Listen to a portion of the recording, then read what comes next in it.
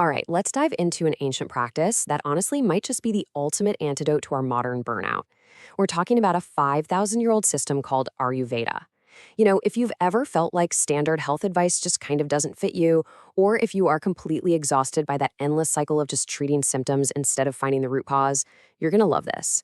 We're unpacking some incredible insights shared by Dr. Neetha Gautam at Stanford Healthcare, and what we're about to uncover completely flips the script on how we approach our daily routines, our meals, and literally our physical constitutions. So, to help you make sense of this massive ocean of knowledge, we've broken this explainer down into 5 clear steps. First, the science of life. Then, the 3 doshas. Third, tending your digestive fire. Fourth, the Ayurvedic clock. And finally, finding your ultimate balance. Okay, kicking things off with part 1, the science of life. So the word Ayurveda itself translates directly from Sanskrit to the science of life. It's actually one of the world's oldest continuously practiced healing traditions, passed on at first just by word of mouth for roughly 5,000 years. But here's the absolute game-changer takeaway. Its primary focus is on the prevention of disease. It's all about unlocking your body's built-in capacity for self-balancing and self-repair. Ayurveda basically says that the healing is already inside of you. Your only job is to unlock it. And you know what's really fascinating? Modern medicine is actually, finally, starting to echo this ancient philosophy. Take the World Health Organization's definition of health. They define it as a state of complete physical, mental, and social well-being, not just the absence of disease. It's a total, complete balance of your mind, your body, your spirit, and your environment. And that holistic approach, well, Ayurveda has been championing the exact same thing for millennia. Moving right along to part 2, the 3 doshas.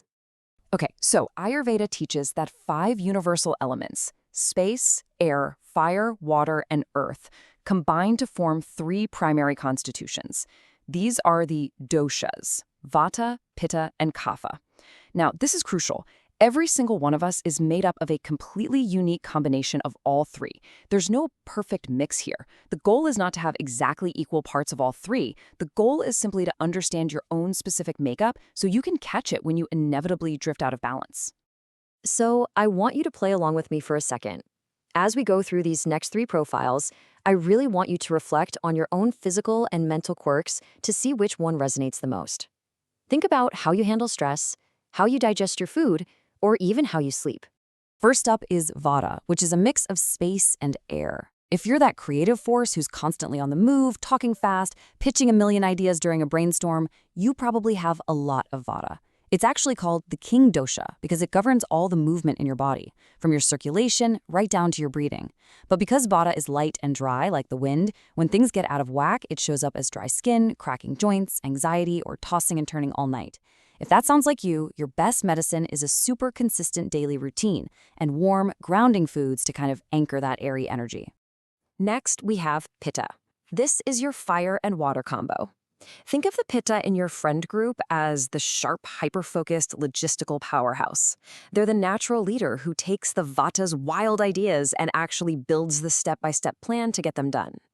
Pittas usually have a medium build, a super sharp intellect, and really strong digestion. But, and it's a big but, because you're driven by fire, when you lose balance, you literally overheat. We're talking heartburn, skin rashes, or just snapping at people because you're irritated. Pittas absolutely need to make a conscious effort to cool down, favoring sweet, cooling foods, and honestly just letting someone else take charge once in a while. And finally, Kapha, made of water and earth. You might be Kapha if you're the solid, stable peacemaker. You're the one making sure everybody is getting along and feeling cared for. Kaphas have amazing physical strength, rock-solid immunity, and man, they sleep deeply. You might be a little slower to learn something totally new, but once it's in your brain, you never forget it.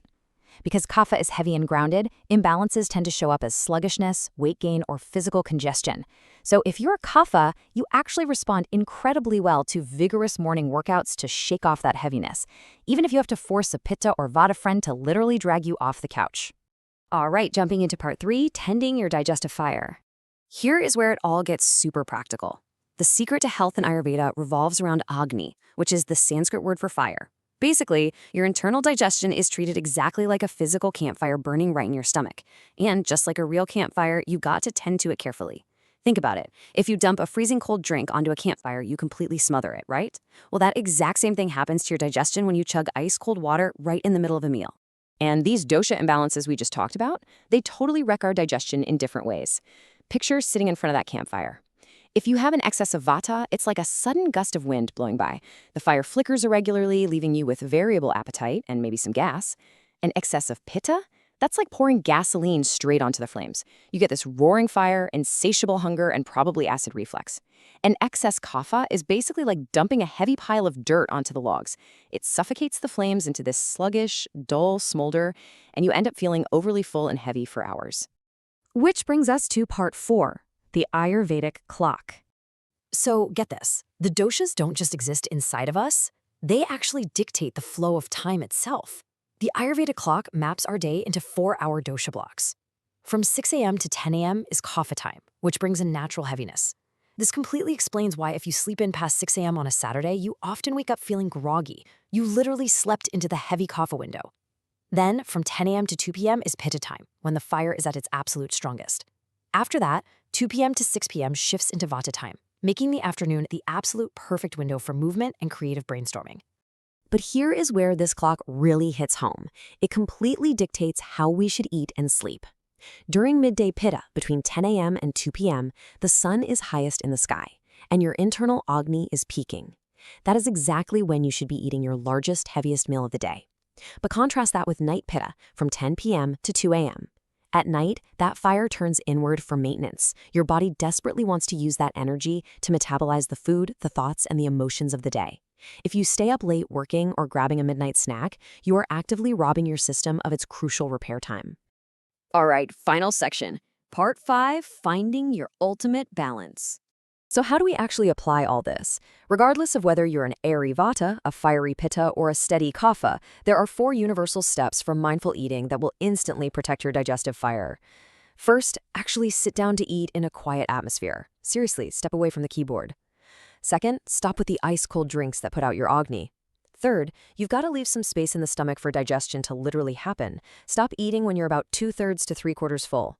And fourth, wait until your last meal is completely digested before you start snacking again. Otherwise, your body has to halt processing the old food just to deal with the new stuff.